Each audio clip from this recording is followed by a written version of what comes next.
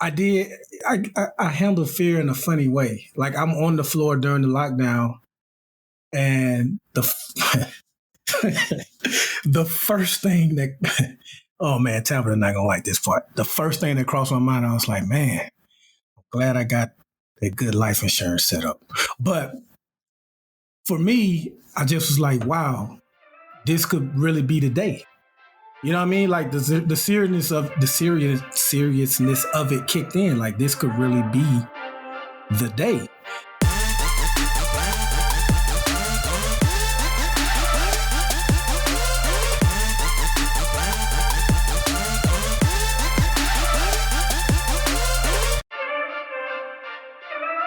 What up, what up, what up, what up? It's Three Brothers No Sense. I am Tavares Ferguson, a.k.a. Ferg, joined my co-host Razi and our national hero over here, Buff.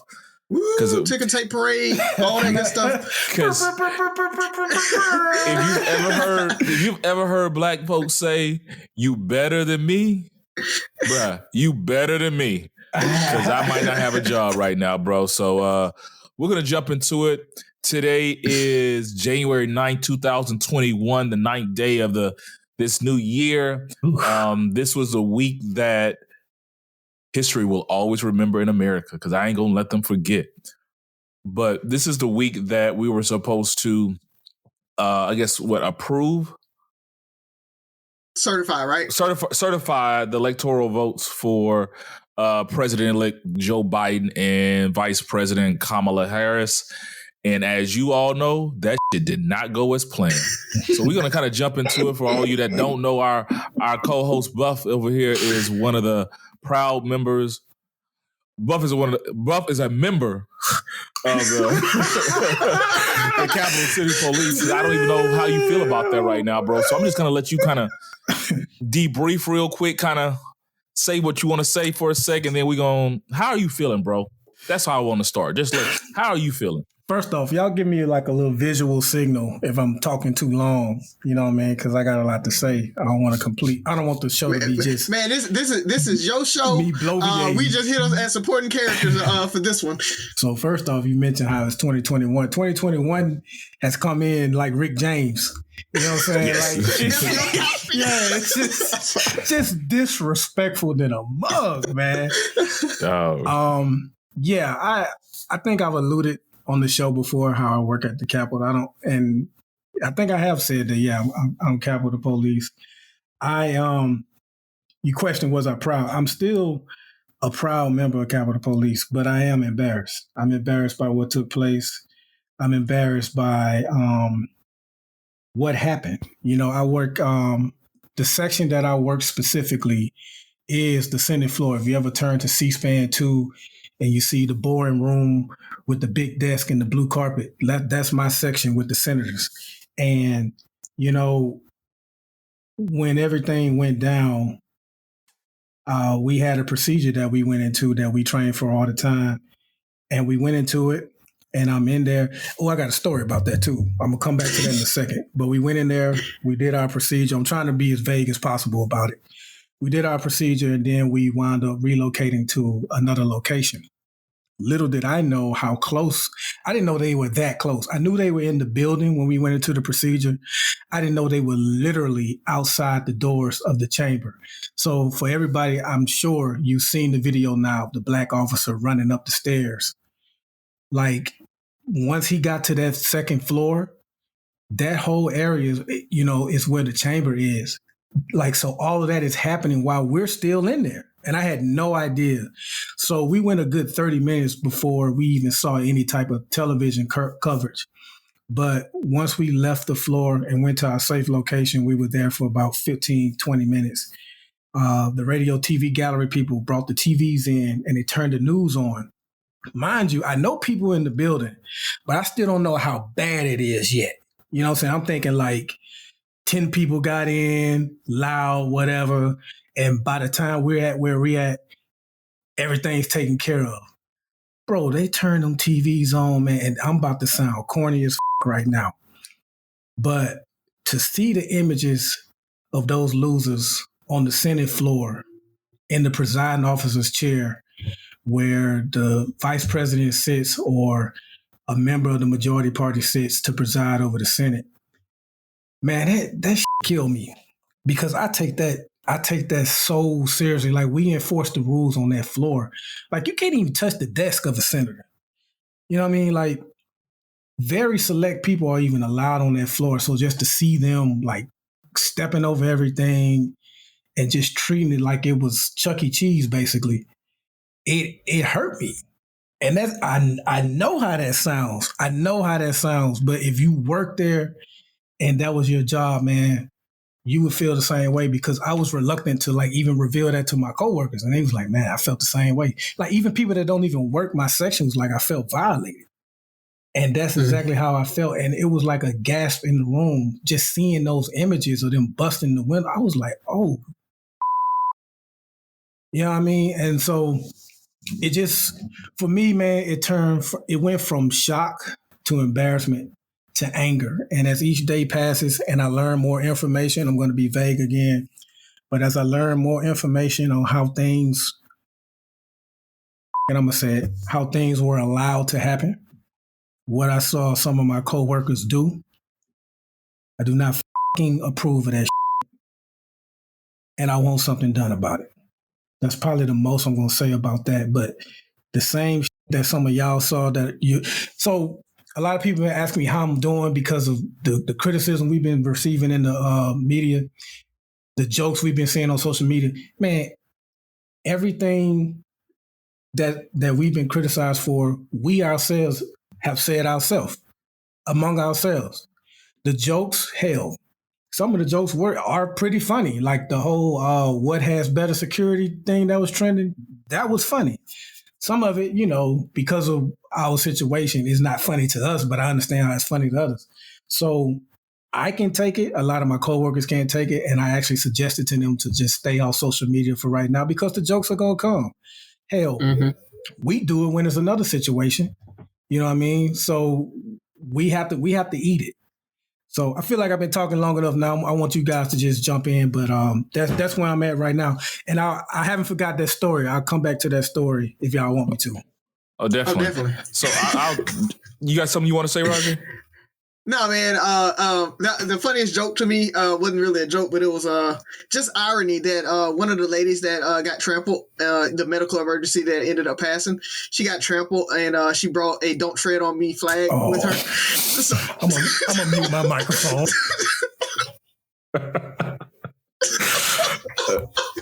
Hey, man. So I think I'm gonna be the ignorant one. This I don't know, Razi. You starting off wrong anyway. I got him for Razi, you a jerk, man. You a jerk. You a jerk, dog. I have no sympathy. Like my thing is, for y'all know I'm probably the most emotional and most sympathetic guy on this, and I mean.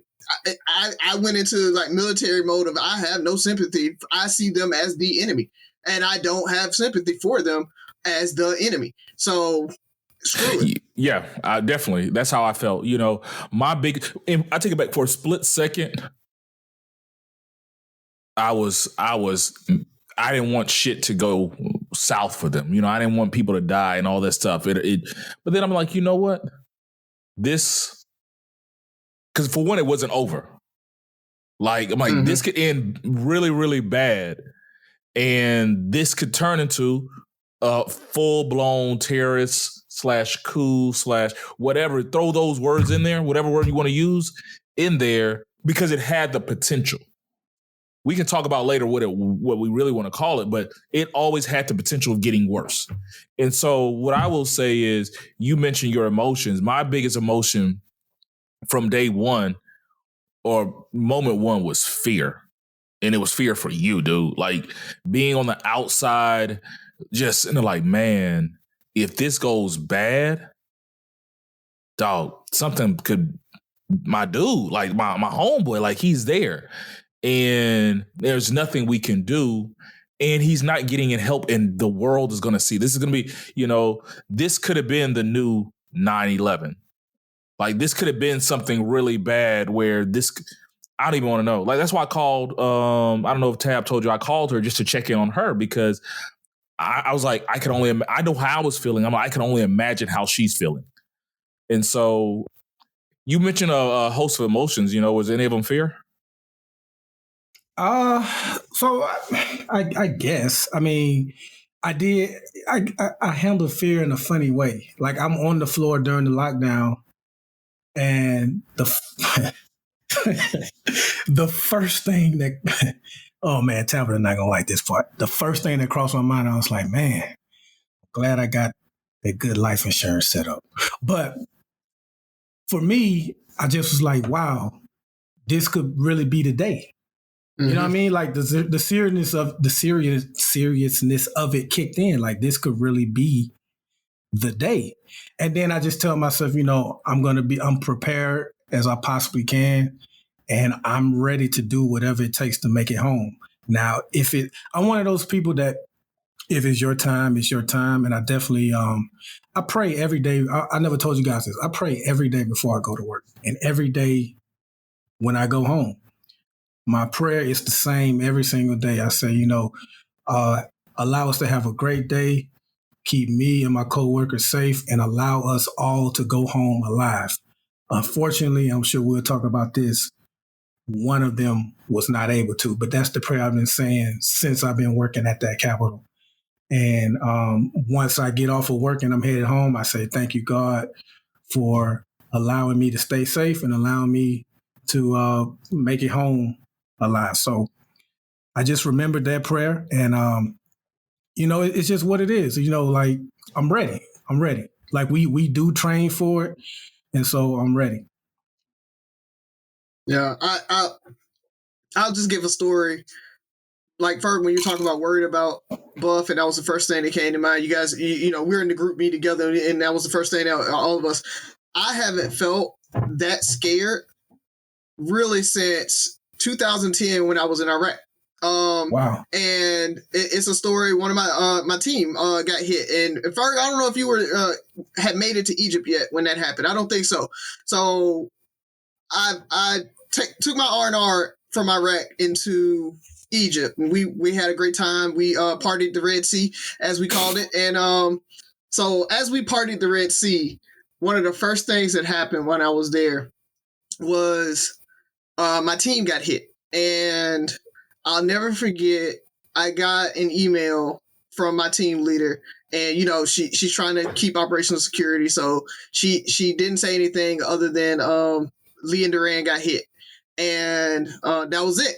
And so I didn't know what happened, and they talk about the fog of war, and you're trying to figure out what's happening and everything, and that's what it felt like, and like my heart was just seized, man. Like I was like in that mode, and I traveled back, seeing you go through that and seeing what was happening. I traveled back to that moment and how scared I was that I had lost guys, because I approved that mission. I sent them on that mission. So it's one of those things that, like I'm thinking, oh my God, I basically killed my guys because I didn't know what happened. Luckily, after I think it was like 6 or 7 hours of me like constantly trying to call. I finally get with my team sergeant, and I talk to her, and she's like, they're fine. Everything's good. They got out. It's cool.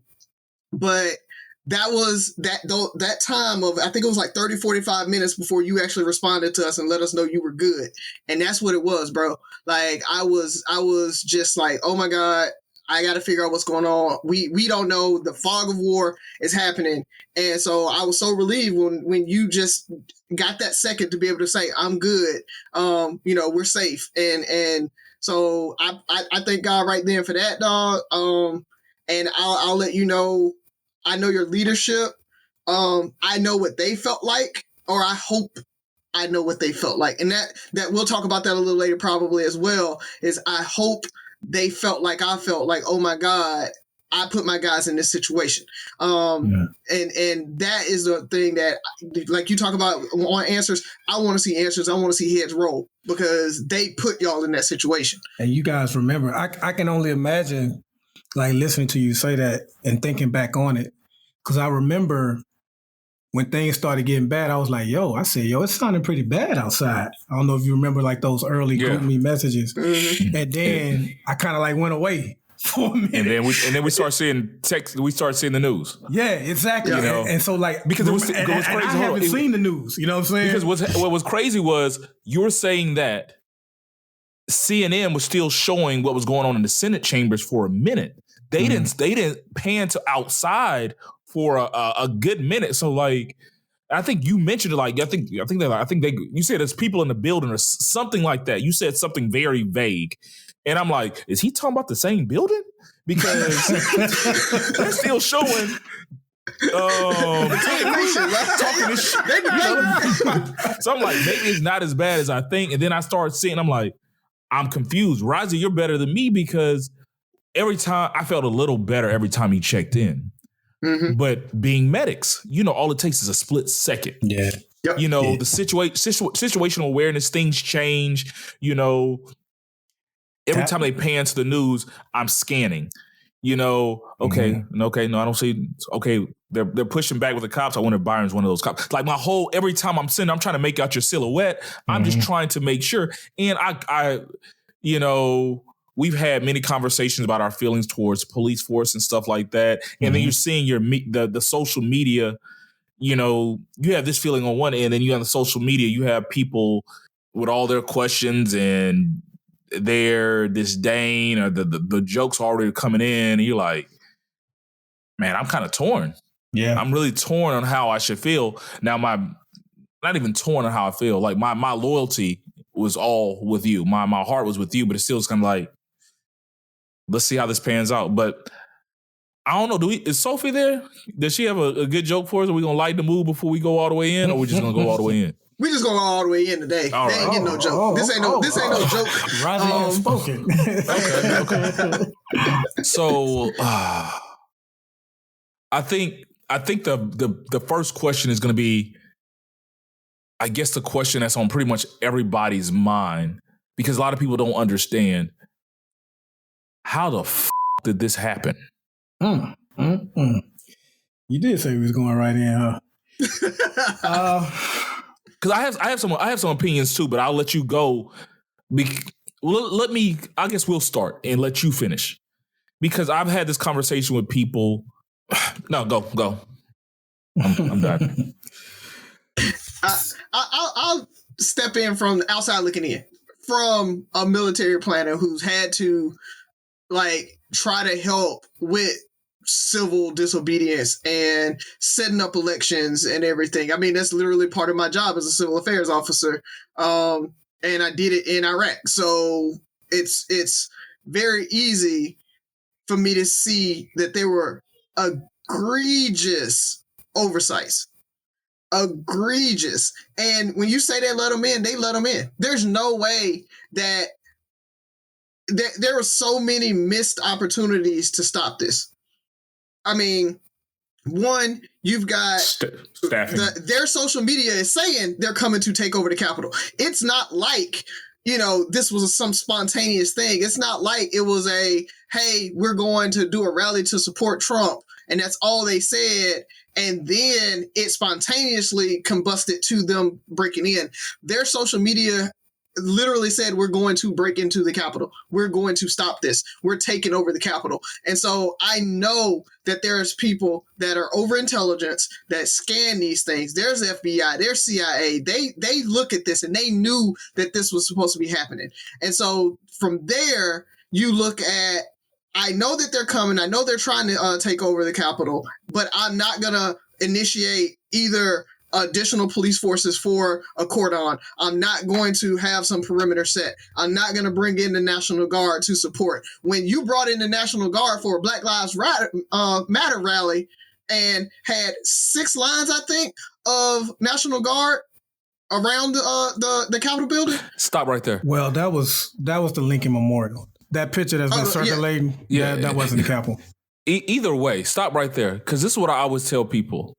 Like, they keep saying, if it was black and with black people, I'm like, first of all, when you think about it, they think black people are more dangerous. When it comes down to it, we have not proven in our history that we bought that life. Oh, black people? Like, as American black group, That's that Bernie Mac joke right there. Descendants of slaves. We're not about that life when it comes to that. Now, about our family and our own, like, that's different, our homes, but we're not about to storm the Capitol. We're not about to go take over the Lincoln Memorial. But these people are paramilitary. They've been taught. All the chatter says we bout that life. We want this shit to happen. I wish a motherfucker would. That could be the Proud Boys. That could be their slogan. It seems like they are about I wish a motherfucker would. And you're like, you know what? We just kind of have our same staff, nothing different. You know, we're gonna go about. Nothing says when they say they're gonna do something, I'm almost surprised when it doesn't happen. Like I feel like once again, black people, this is not our America. We're I can't believe this happened. We're like, where the hell have you been for the last 400 years? But continue. I just want people to know they bought their life. So just from that and all the intel saying these groups are domestic terrorists. Screw all that stuff you hear about the other domestic terrorists. We know these guys are about that life, but continue.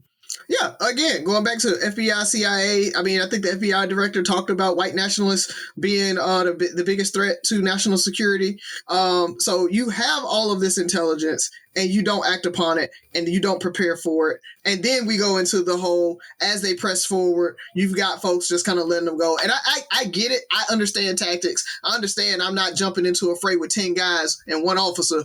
I ain't trying to jump in and try to stop them. I'm going to fall back till I get some support. Got it. I understand. So like the joke about the black guy running up the stairs, calling his location. I'm like, that actually was textbook what he should have done. In my opinion, that's what I would have trained my soldiers to do.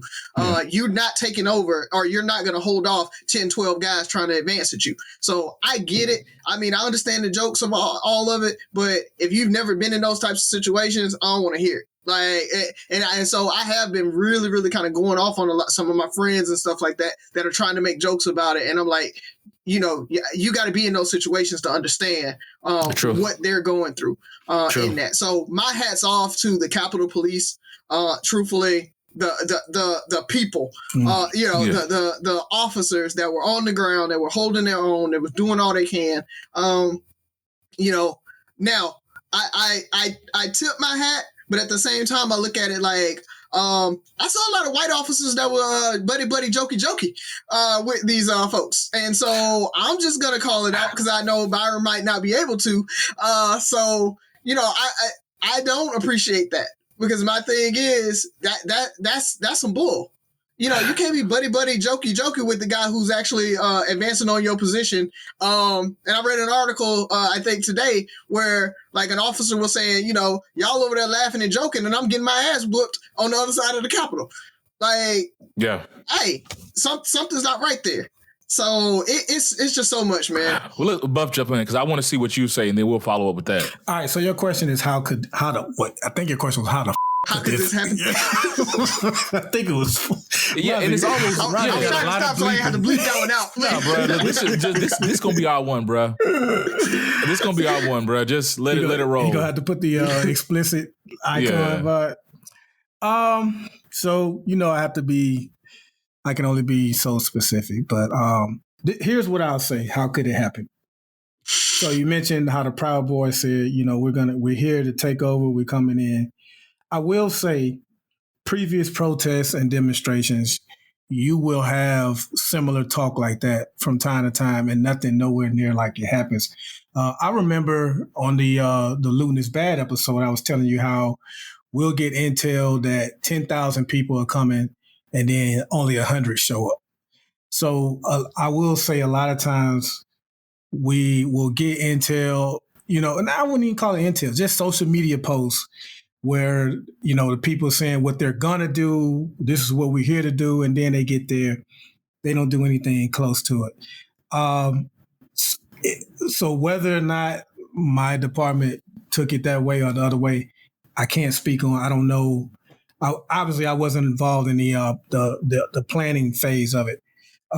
As far as support, I've been hearing so many conflicting stories. Like one story I'm hearing is that Trump denied the Department of Defense to send the National Guard there. And the only reason the National Guard came was because Vice President Pence wound up making the call. But Trump, I saw that he thought about sending the National Guard to protect his people on their way from the White House to the Capitol, but not about sending them to help us. But I also have heard that the Capitol turned down these resources. And I'm not saying anything that's a secret. That's been reported that's been spoken by the mayor of D.C., Muriel Bowser, and other people. Other agencies have said that we turned down their help. So I don't know what's true on that. Also, the main thing I want to talk about is I think there was a lot of indecision on whether or not this is a shoot or don't shoot situation, because we train for armed people coming with long guns or whatever, or guns. We train for that. That's a shoot situation. There's not a lot of we've never really addressed because I did see a picture of a guy in the building with a gun, but for the most part, unarmed people, but just a lot of them trying to get in. And we have spoken, I want to talk to Black people for a minute on this one, because we have spoken so many times about how you shouldn't kill somebody over property damage. Like when we talk about riots, the George Floyd riots and everything, like that's not a shoot situation, because life is more precious than property. We had the argument on, I don't care if they're setting buildings on fire, life is more precious. And so to the side that chose not to shoot, to them, it's like, I'm not about to shoot these people over some windows and doors of a building. I'm not about to shoot them because they're putting their feet up on the speaker's desk or whatever like that. But then you have another side that says, well, we have very, very important people in this building. They're breaking in. They're not breaking in to take selfies with the vice president or the vice president-elect. They're coming here to harm them. Therefore, I need to use deadly force. In the military, and you guys can definitely correct me on this, I think you guys have more of a clear rules of engagement policy versus not only police, but specifically us. Because it wasn't, I don't think it was clear that day. So I want to speak more on that too, because a lot of Black people have had a lot to say about it. And it's like, I saw the meme where, and I agree with this meme, where it says, we're not asking you to shoot them like you shoot us. We're asking you to not shoot us like you don't shoot them. But then those same people were saying how we should have shot them. And, you know what I mean? Or they were saying, well, if it was Black people, then we would have shot them. And so, okay, let's take that out for a minute. Let's take race out of it for a moment. Well, no, let's keep it in. Let's keep it in. Let's say it was Black Lives Matter storming the building, doing the exact same thing they did. Those same Black people would not be saying, and I know that the thought is, well, you guys wouldn't have behaved the same way. You guys would have been more aggressive. Let's say we didn't. Let's say we did everything just how you saw this past Wednesday, but it's Black Lives Matter. Would these same Black people be wishing we had shot them? So we got to be consistent on our answers too. Do you want people shot for breaking windows and doors or not? Yeah, I that's a great point. I wholeheartedly agree. I've had this debate with several people. And I mean, even one of the things I said was about, I think one of my biggest defenses was, and if you ever needed to de-escalate, this was the time. Simply because I could only imagine being in that scenario. You guys were outnumbered, 1 to 10 at least? Yeah, I don't know what the count was on those people, but severely outnumbered, bro. And once again, my interpretation of these people is they're about that life. This is what they've been waiting on. We don't know how many people were armed. I mean, some, but you also had the folks in wheelchairs. Yeah. Stormed. I want to know how they stormed the Capitol in wheelchairs. Yeah, they were already there. But no, my thing is because, one of the posts I saw was hide your guns. This is how you hide. Like I saw that one too. Yeah. 10% of them can have been armed. 20% we don't know. We don't know how many people were armed. We don't know if it was just if this was a ploy or a tactic to see, this was a farce. This was just a good way to see how far they can go and mark entries or I don't know. But my whole thing was like, what happens when they start shooting? Because if they would have got overran, we've seen it. We've seen people. We've seen movies. We've seen it all happen. They got one person with a gun shooting at 1,000 people. He might hit 2. He might hit 3. And now we're saying, oh, he shot 3 people. Great. That did a lot of good. Right. And that's why I chuckle at the people who criticize the guy that ran up the stairs. Like, man, did he forget he had a gun on his hip? He should have shot. I'm like, it's at least 20 or 30 people there. And like you say, yeah, he may have hit 2 or 3 of them. But once the rest of the mob gets a hold of him and take his gun, then what? Yeah. I mean, it's... Yeah. Oh, but shout out to old boy with the no look, like that was pepper spray. The no look pepper spray was awesome. A couple people thought that was me. That dude has hair. I don't have hair. But that Did you tell him? I told you to tell him. I give him a high five or something for me. It was like a direct hit too, bro. No, that's hard. It's hard to like really spray because that wasn't like a real close pepper spray either. That was like across the whole. Yeah, it was. Yeah, it was, man. Yeah, no, that was it was just crazy. What you got for us, Razi? Because I got questions. Before Razi, and one last point to answer your question too. How could this happen? Trump, the president of the United States, riled these people up. Him and his sons and his lawyer, and he literally said, "We're going to go to the Capitol," and he said all these things, and he riled them up, and he knew what he was doing, and. While the Capitol is being attacked, he's not concerned about the safety of anybody in the building. He's concerned about delaying the electoral process. And the reports are that he was very gleeful in the White House and was wondering why no one else was. And so obviously I wasn't there, but that's the report. So when you ask how could this happen, the most powerful man in the world told his most passionate supporters who flew all the way from California, Arizona, hell, Seattle to be there. And he pretty much gave them permission. Not even pretty much. He told them to go do what they did. Mm-hmm. And then when told them to stop. As they're storming the building, he tells them he loves them. It's justified at this point. So we can't just stop at Trump. I know. I mean, if we're going to go there, we're going to go there. Because, I mean, there hasn't been one report I've seen that just blames Trump. It's going deeper. There's some parties inside multiple organizations that had to be involved because it just lined up too perfectly. It just to have a regular staff for whatever reason, the National Guard just doesn't show up. It's just so many things for this just to not have been for Trump. Like, oh, there's 20,000 people out in the front lawn. Let's see if we can get them to storm the Capitol, and hopefully the police will just let them in and not shoot, and the National Guard won't show up, and all these things that led to this being. This panning out the way it did.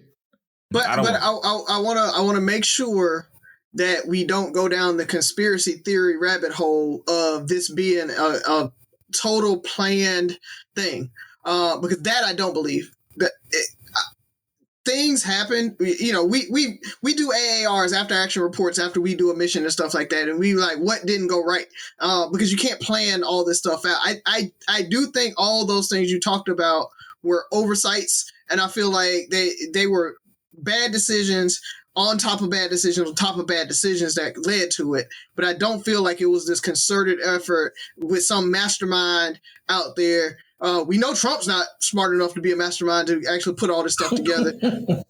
So it really comes down to, I think, because of the complacency of everybody, because of the presumption of innocence of white people, because of the lax response, because like you said, they've cried wolf so many times. You guys get the chatter online. They've said they were coming for the Million MAGA March and 1,000 people show up. So it's very hard and difficult to make those calls.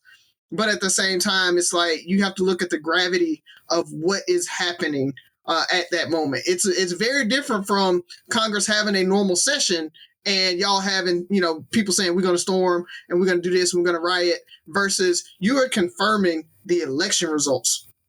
That's a very, very different situation where you might need to it's okay if you over exaggerate your response and say we're going to have all of this, security, and then nothing happens. Fine. But you see what happens when you don't increase security and it does pop off. Ferg, I thought about you after the election. You was like, no, not even after the election. I think it was after the states that he was contesting, after they finally certified, like Georgia, Nevada, Arizona, Michigan. He was like, okay, can we finally breathe? Is there anything else he can do? Like all his challenges had failed and everything. And I was like, we good. Smooth sailing. I thought about you because I didn't know at the time, I didn't know that Congress was going to come back in session that day and do it. And I was like, damn, my man was right. They're going to have to delay this. But it's crazy. I mean, what you got for us, Razi? Because I got questions. So mine is I'm gonna jump off of the white storming. We're gonna call this the white storm. That's what we're gonna call it. Like purple rain, white storm. So this is the white storm of January 6th. So past that, we just talked about Trump making this happen and all the bad decisions, and his inefficiency and his stupidity and him golfing one out of every 4 days of the last 4 years of his presidency. He was golfing. So he really hasn't been running the country anyway, but he just is on cruise control or just ignoring everything that goes on now. So I want to talk about this new push for impeachment or 25th Amendment. And I want to get you guys thoughts on one. I guess we can kind of explain to the listeners how the impeachment, the second impeachment process might happen. But on top of that, your thoughts on should it, shouldn't it? And Buff, I know if you got to sit out on that one, it's cool. I understand. So if you want to see a dramatic play out of the 25th Amendment, go to, I think it's season 2 of 24. And that 25th Amendment comes up. But basically, I think it's the majority of the cabinet and the vice president have to deem the president mentally incapacitated to run the country, or they can impeach him again. So I really want to talk more about the impeachment because I can understand how that may seem frivolous at this point because he only has, a good 10 days left. By the time the show drops, I think he have, 9 days left. So the impeachment is important because, one, he'll go down in history as the first 2-time impeached president in the history of the country. And I think that's in one term. Exactly. In one term. And second, if the Senate votes to convict him, then all that 2024 talk goes out the window because if they convict him, he can't run again for president. Now, that brings up another conversation that we actually talked about on here. Is he more dangerous in office or out of office? But if they convict him, then he can't run for president. And then you have to worry about what else he can do not having the presidency. So I'm for the impeachment. I'm for the 25th Amendment. I actually think there was a process where he could be removed from office that Wednesday night. He only made that speech on, Thursday, of tape recorded speech because his people was telling him what you just brought up, Razi, that you may be impeached or the 25th Amendment may come into play because now you got, this time last year, he was impeached and the Senate was getting ready to have their trial this time last year. And no Republicans other than Mitt Romney, I think he voted to convict on one of the charges. The articles. Yeah. All right, so thank you. But now you got Senator Ben Sasse, you got Senator Lisa Murkowski, You got it's another senator that came out, but basically, Mitt Romney. Matter of fact, Yeah, I was going to say that. You got them coming out saying, "Hey, if the House impeaches him," and even McConnell was like, "Yeah, we can bring it to the floor. Yeah, we can do it." So it doesn't matter if he's out of office, because if the Senate has their trial, it probably won't start until Inauguration Day, which, oh my God, that's going to be a long day for me if they decide to do that. But it could be that day. It doesn't have to be while he's still president. I just want people to know that it can be once he's out of office. If they vote to convict, he cannot run for president anymore. And he loses all the benefits, like you said. So yes. Yeah. So he might not get impeached, but he can get convicted. It still counts as an impeachment. Yeah. Okay. I'm almost certain he's going to get impeached again. It's the conviction that we want, because had he got convicted last year, he would have been removed from office. So that's the most important part. Okay. What do you think is more likely, impeachment or 25th? Impeachment's easier to prove? Impeachment, because I don't think Pence, he doesn't want to. Pelosi talked to him, and he doesn't have any interest in invoking the 25th Amendment. And I think it has to initiate with him. Mm-hmm. And he threw his boy under the bus. I feel like he just... Yeah, what? I just want to know, y'all need to be as loyal to me as Trump's supporters are to him. Oh my God! I mean, those senators and everything. The marriage rate would be 100% if spouses were as loyal to each other as his supporters are to him. The divorce courts would go out of business. Divorce lawyers would have to find a new profession. But the best part of Wednesday were the interviews. Like, to listen to those people just adamantly call themselves patriots in the revolution, and just, I'm like, do y'all not see what the hell is going on here? Like, how are you proud? Yeah, we're proud. I'm like, my God. But for me, something has to happen, because his whole presidency is a catch-22 to me. We should start calling it catch-45, but this dude is just, he was like, if you impeach him, I like that. If you impeach him, appreciate it. If you impeach him or invoke the 25th, it's going to incite his base. And I'm like, base. Like, we can't just be the country. Our politicians, everybody has been held hostage by what his base might do. Mm-hmm. Because what were you about to say? I was going to say, it's an interesting word you use, because to me, they are terrorists now. And you keep calling them his base. And that's literally what Al-Qaeda translates to, the base. And so it just matches up perfectly that his followers are, I guess I can't cast that over everybody, but those people that stormed that Capitol are terrorists. And and that's the heart of his base. Those are the ones that he can do no wrong whatsoever. I'm not talking about the people who voted for him, but are now appalled by some of the things he's done and said. But those people that he can literally have sex with their wife and they say, "Good job, Mr. President." Those are the people I'm talking about. I mean, cuckolding is that's a big thing in porn anyway. So how do you know that, Razi? I'm just saying. It's, I don't no. I'm just Same with Ferg. Yeah. Bro, I'm speechless, bro. Pull out my good old shot stock and say I'm flabbergasted. Bro, but you're right.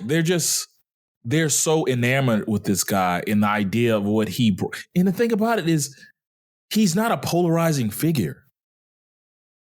Like, just if he stood if he goes to the UN tomorrow and stood amongst other leaders, he's not like, that's the guy. Something about him that stands out that makes me think he is the man. The guy looks like he's stupid. Like, it's nothing about him that just demands respect. But for whatever reason, people are just, they hang on his word like he's the second coming. And I think at a certain point, you have to say, we can't not do stuff because we're worried about what he's going to do. That's how we got here, not what he's going to do, what his base is going to do. I think I kept hearing that. Like people thought speaking out against him Wednesday was going to be political sabotage. You know, I forgot what senator kind of says like, you know, this might be the death of my career, but I got to say what I got to say. We have to do what we have to do and show his base that this is the U.S., not Trump's country. And I'd rather know I'd rather know who my enemies are at this point. Like, I want people to put their cards on the table because I don't think this is, I'll be honest, you know, this might be the conspiracy theorist in me. I don't think this is over by a long shot. Well, they said they're going to come back. No, even after. I don't think this is over by a long shot. And if nothing happens and he's not silenced, like he's going to go on a tour over the next February and March. They're about to be crazy, dude. Mm-hmm. They're about to be freaking crazy because he doesn't have anything holding him back. He has nothing. At this point, he has nothing to lose because if they're going to impeach him, they're going to impeach him. He's still going to be the greatest president that the U.S. has ever had, maybe outside of Lincoln. They stole the election. They proved it to you. You guys went out there and told him what you wanted. They didn't want to listen to you. Like, his speech is already written.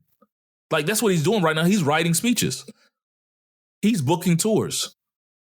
If you Google Trump tours February, like he already has speaking engagements lined up. I guarantee this dude is already doing stuff. We can't just keep being scared of him. I think the country's going to be scared of him for the foreseeable future.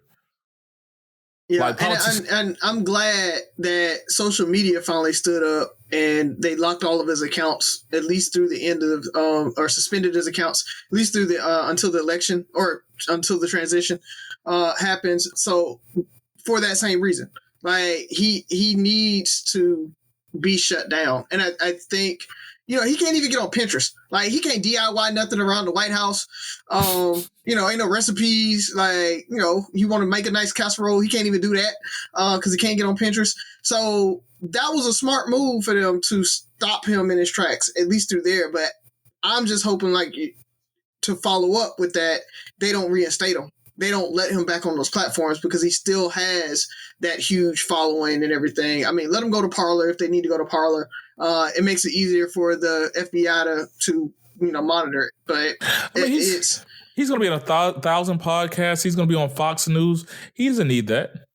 It actually brings his base all together. If you want to hear Trump speak today, what Trump has to say, he will be on Fox News today at 5:30 to 6:45. And everybody's going to tune in.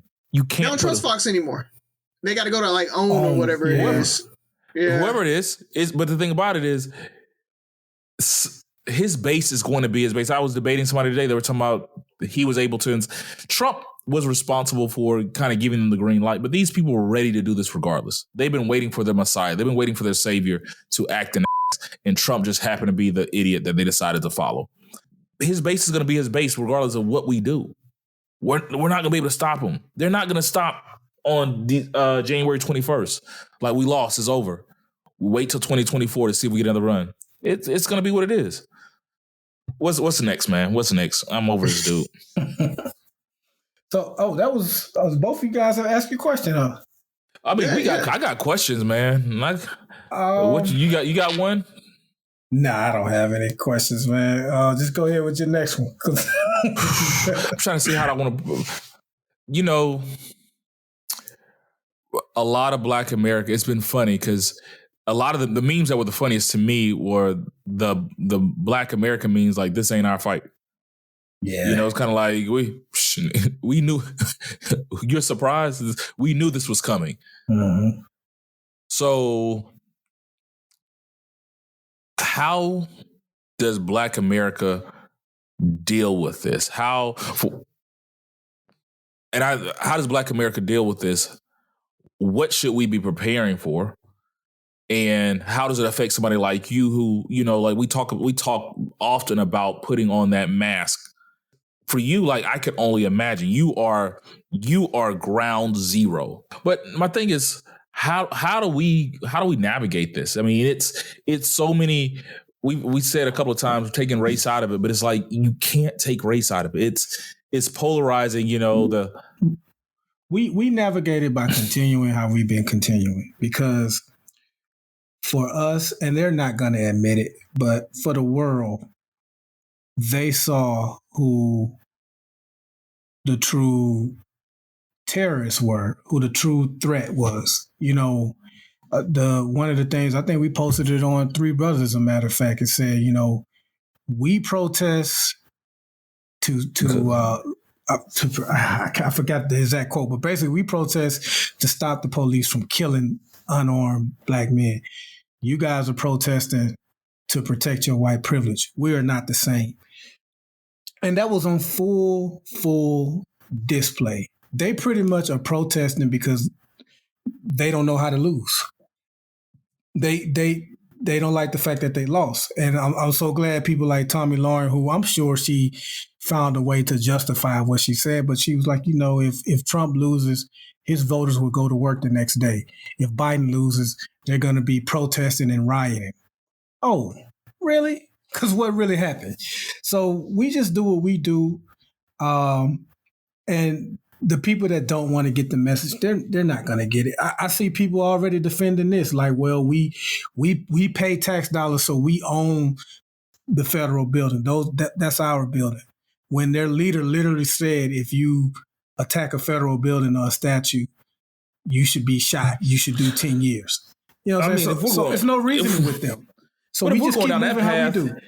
He's the one he was the one that reprimanded the Democratic states, the blue states, for not deploying the National Guard fast enough during protests. Mm-hmm. Mm-hmm. So you see what's going on in the blue states. He is king of law and order. He's empty words, dude. Like, the law and order president, we had the most unruly things go on in this country during his presidency.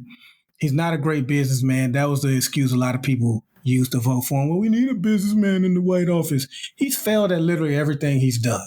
Everything he's done, he's failed at. Including presidency. The only thing he succeeded at is selling his name to buildings so they can put it up there, and he gets like a fee for it or whatever. But he's a complete failure. He's not a billionaire. He's a coward, in my opinion. They follow him because he's good at the dog whistle. And sometimes it's not even a whistle, but he's good at that stuff. And that's what those people want to hear. And then you have a small other section that's like, well, he's tough and all this stuff because of what he projects. But he's not really any of that stuff. He's fake on everything that he projects. He projects toughness. He's not. He projects smarts. He's not. He projects he's this billionaire and this great businessman. He's not. You talk to executives from NBC when they started The Apprentice. There's like Trump Tower was like this raggedy, that floor that they built the boardroom on. It was like this raggedy abandoned room. They had to go in there and fix everything up and make it look nice. He is created. He's a character on a movie, nothing more. But they bought it and they follow him. Well, what's so crazy is you were talking about how big of a failure is. Bankruptcy is the exact same as impeachment as a president. Like dude, you bankrupt as president twice. Like, how you bankrupt as president twice in 1 year? But because he bankrupted 7 times or whatever it is as a businessman. He's just he that's his thing. He shows you maybe that's what he's good at. Bankrupting. Yeah. So Razi, how should we navigate black people? I will say, like, for those folks that say this ain't our fight, it is our fight. It's 100% our fight because, we dropped last week, and so we haven't even talked about Georgia and how it turned blue and how we won the runoffs completely and everything. Yeah, and that shows that it's our fight because every vote does matter. Atlanta brought it home. Black people brought it home. Can you add? Can we have a 5-second pause and let you put in Georgia on My Mind? The whole day through. Just an old sweet song keeps Georgia on my mind. Georgia on my But continue, good brother. Georgia, y'all showed up and showed out, by the way, too. Shout out to y'all. Shout out to Georgia, man. Y'all did that. Yes. So that in itself is why it's our fight. But how we fight is what we got to talk about. Should we be counter protesting and going in and showing up at the KKK rallies just to show that we're not scared of anything? I mean, we can, but does it really do much? I think the biggest thing is going out, voting. We talk about voting local, making sure we go out for every election, not just the presidential, not just the big ones, not even just the midterms, but anytime there's an election in your area, going out, voting, and getting on the ballot. We talked about that as well. Running, making sure that, people like us, or at least that are our allies, are the people that's getting elected on these things. So we need to get out and we need to be in the fight, because we can't just lay back and let America do whatever it wants to do with us. Because the problem is when we don't get involved, they give us equality and not equity. They write all the laws that look like they're equal and everybody has an equal access and all of that. But then there's no equity when it comes to actually how it's distributed and how we get it and everything. So we got to be in the fight, and we got to be in the fight every day. I appreciate you saying that, because I was kind of going to go there. I think we need to study what Georgia did and replicate that across. That needs to be our next move. We need to pay attention to all of these senators and congressmen and how they reacted over the last year, 4 years, and how they react in the very near future, and hold them accountable and show them the power of our voice. Like Georgia did it. Like, hats off to Georgia, standing ovation. Like, you guys did it. Texas could flip. Florida could flip. You flip Texas, you flip Florida. It's tough for Republicans after that. It's tough. And I'm talking about local. They can't win without Texas. We need, but this is on the local level and everything. We need to just show them how we do this. And what it's going to do is it's going to lead to a confrontation with his base, because I don't even think it's the GOP anymore. I think the GOP might be outdated for a while until we figure out how, because Trump is bigger than the GOP right now, or was, and we'll see how this pans out over the next few months. Even the GOP leaders need to be like, okay, they lost some steam depending on how they react. So, but I also think we got to pay attention. I look at that young lady who I think was attacked, and was that Florida or California, where they snatched her wig off and stuff. Yeah. Is his base, like, even short term? We got to look at this multiple ways. Short term, do we need to be more vigilant now than ever, or in more than recent history? Excuse me. Are you? I mean, well, Byron, you're in the shits, as we would call it in the military, but are you looking at things different? Like, are you? If you go to the grocery store tonight, do you need to make sure that you're armed, like more than you would normally be? No, I haven't really given that much thought, but for a lot of times I'm pretty I got Roscoe with me, but I haven't given it much thought. But I do like what Razi said on how this is our fight. Because what you don't want to happen is you don't want the leaders in our government to start bowing down to white mobs. I don't think enough credit is given to the Secretary of State of Georgia. He could have easily, he had the President of the United States pressuring him. He had his supporters in Georgia pressuring him. Threatening him. And he still stood up and did his job. They tried to do the same thing in Arizona during the actual count. So this is our fight because we know how mad white people, and when I say white people, I'm not generalizing, I'm talking about racist white people. We know how mad white people get whenever something is done to help black people. And so you don't want to get to a moment to where our leaders in government are like, we can't do that because 10,000 people may show up here and storm the building. Or, the next time we get a president similar to Trump, he's calling me and pressuring me. So it's our fight too. It's our fight. And so I get the fact that I don't think anybody was really all that serious when they said that. Most of it was mostly a joke. But just in case, I just want to double down on what Razi said, and that, yeah, it is our fight because, let them start talking about reparations or anything that benefits us, and a bunch of angry white people show up, then, it affects us. So we got to push back on that kind of stuff. But is there a way to take advantage of this? Like, I think with the momentum in Georgia, with us seeing this type of stuff. Yes. I don't know about take advantage, but learn from it. Learn from it. And please believe me, people, when I say this, this is not, I do not mean this in a derogatory way, but Georgia flipped off the hard work of a heavy-set black woman. And the reason I'm bringing up her size is because we all know, this country is shallow, looks matter, can't even really elect a bald president or Trump is kind of fat.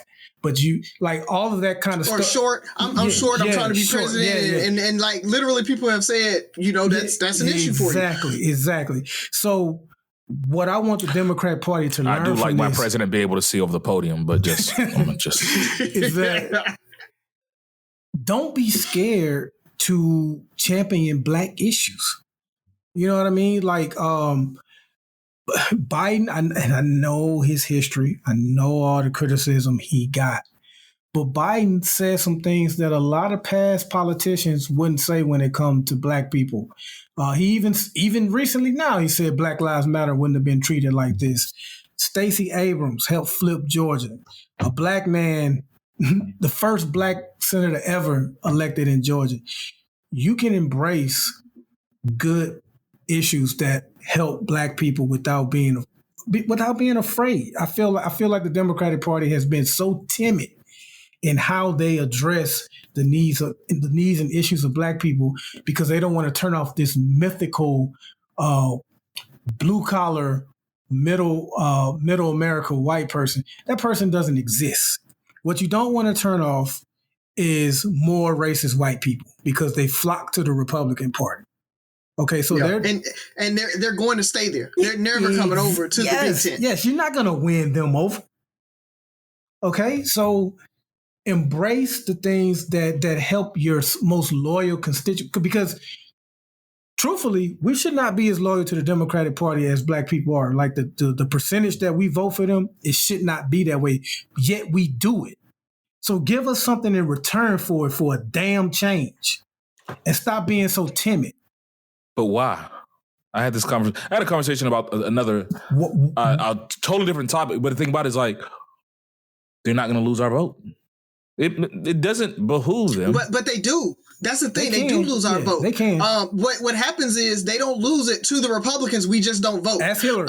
And so, I think that's where Georgia, when you talk about learning from it, understanding, like Byron said, is if you say things that bring black people out, we can turn a state for you. We can actually make the difference in that, getting you to that 51% that you need, or that 50.2% that you need to be able to win a statewide election, because we can bring out and double our that we're a huge electorate that is very, very easy to either increase or decrease based on what you say as a politician. So I guess I understand that. I guess my theory is, will you win more black votes than you lose white votes? That's what it comes down to. And does it make up for it? Yeah. That's the math that they were doing. And that's why they weren't doing it or saying it before, because they didn't think they were going to be able to get enough black votes for the words that they were saying to make up for the lost white votes. Mm-hmm. But now because of changing demographics and everything else, they're starting to see that, oh, I will get more black votes than I'm losing. Because, like we said, the racist whites are already on the Republican side. So, most people that are in the Democratic Party, if you say something that's going to support a black person, they aren't leaving. It's a very slim margin of folks that are going to leave based on those conversations and that outreach. And so you are going to do that. And so I do think in 2022, you're going to see a lot more politicians running on black platforms and black issues because now they see the power of the vote. The most consistent lie that I heard about Trump voters, and it came out of the mouths of Democrats for the most part, was that the reason he got so many votes is because a lot of people felt left out. They felt disenfranchised. They felt like they had been left behind. Those motherfuckers that stormed the Capitol, them motherfuckers was lawyers. Okay, they had great jobs. They weren't left behind. They wanted to protect white privilege. They own grocery store chains. And as soon as the Democrat Party realized that they can win a lot more elections. Because it ain't about being left behind. That's a myth. White people ain't being left behind. Are you kidding me? They're doing great.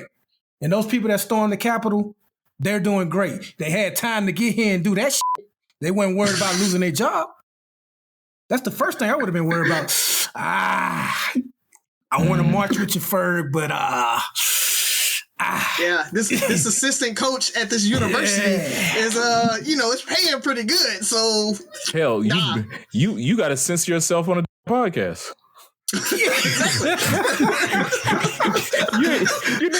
You're not even going and storming the nation's capital. Like you're just like, you know what? Don't want to say the wrong thing on this podcast and lose this good old.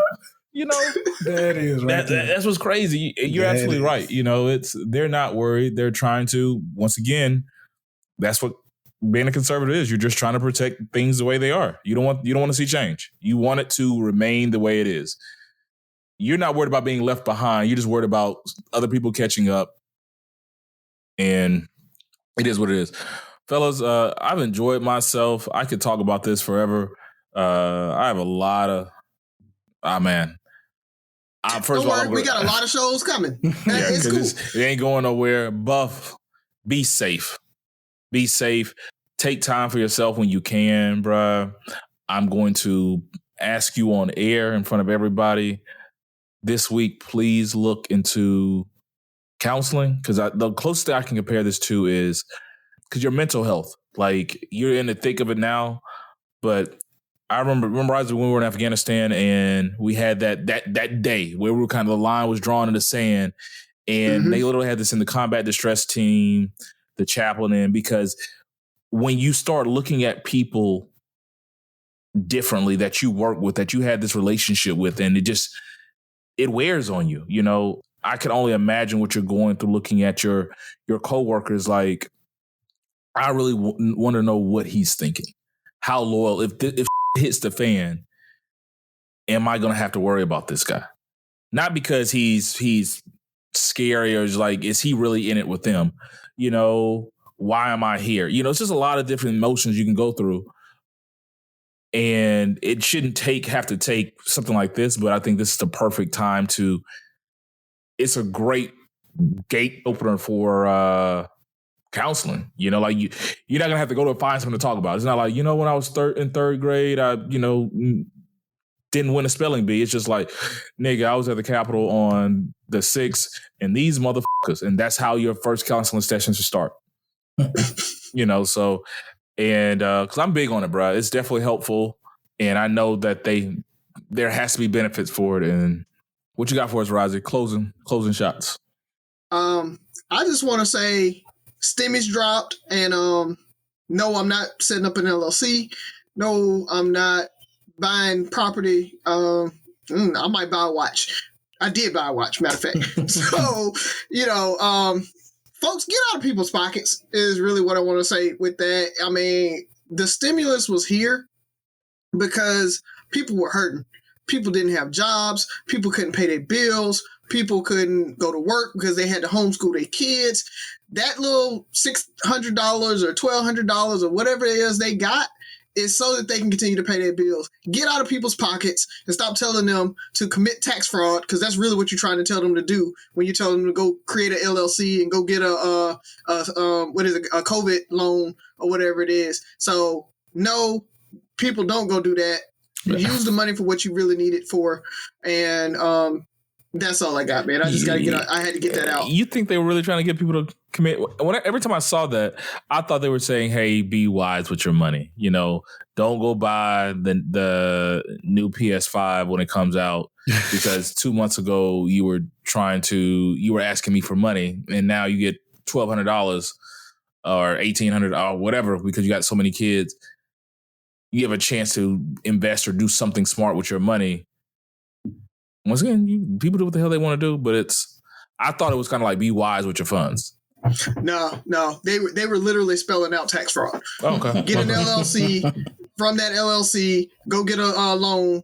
LLC loan, and then did they recommend whatever any you banks? buy? They didn't even say what you buy. It's like everything you buy, $1 out of every $10 that you buy, spend, you just write that off on your business. Not saying that the money that you spend has to actually go towards the business. Not saying that you need to actually have a business. Not saying you need to be doing something. It literally was like, just create an LLC and you can go get a STEMI or a COVID loan for that and everything.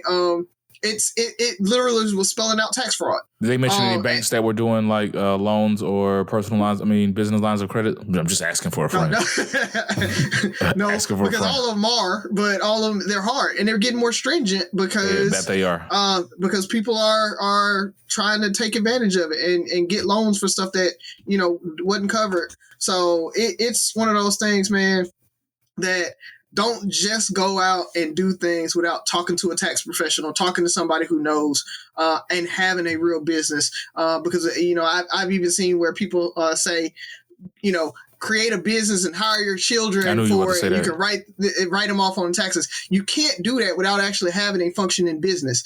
That part of the tax code was there for people who own a restaurant, and so they employ their kids. Their kids are there, from 3 to 5 o'clock helping bust tables and stuff like that. You can actually employ them as an employee and write them off as a tax deduction. It's not just because you go create an LLC and you don't actually have a business and you want to write your kid off on taxes. That's called tax evasion, and you're probably going to get arrested for it. Good stuff. I just want to say real quick, a lot of people checked on me this past Wednesday and even the days that followed. Family members, friends, you guys especially, checked on me. And I just want everyone to know it really, really means a lot. It means a lot. I don't know what else to say. I can't thank you all enough. I literally tried to respond to everybody individually.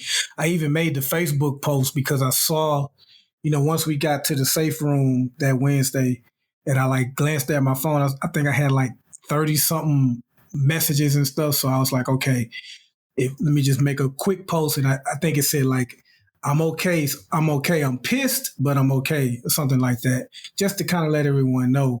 Tabitha made me check in twice. I told her I was fine, and then a couple hours passed. She's like, I need to hear from you again. So I really appreciate it, man. I forget how many people know I actually work at the Capitol, and just for them to see something like that and I be one of the first people on their mind on whether or not I'm okay. I really appreciate that. So thank you guys. Appreciate you guys, man. Just the chats we had talking about it and discussing it and just mentioning things that I can't mention on the show and just being able to vent some of my frustration or whatever, man. I just really appreciate you guys for that as well. I hope you all enjoyed this episode because it went by so fast to me. Even with Ferg asking the additional question, I'm like, damn, this is blown by, man. So interesting week. They're talking about coming up there again, so we'll see what happens. Take us out, Ferg. Well, I'm going to leave it like this, brother. We are all praying for you, your safety, the rest of your officers and your family, your friends, even your mindset, bro. Just the peace of mind knowing what you're up against. I hope that these ignorant bastards decide that, you know what, it's a lost cause. It's not worth it. Nothing good's going to come out of it, and take this L. Well, it's Three Brothers No Sense. Listen, like, share, subscribe, and comment. And most importantly, listen again. Talk to you next week.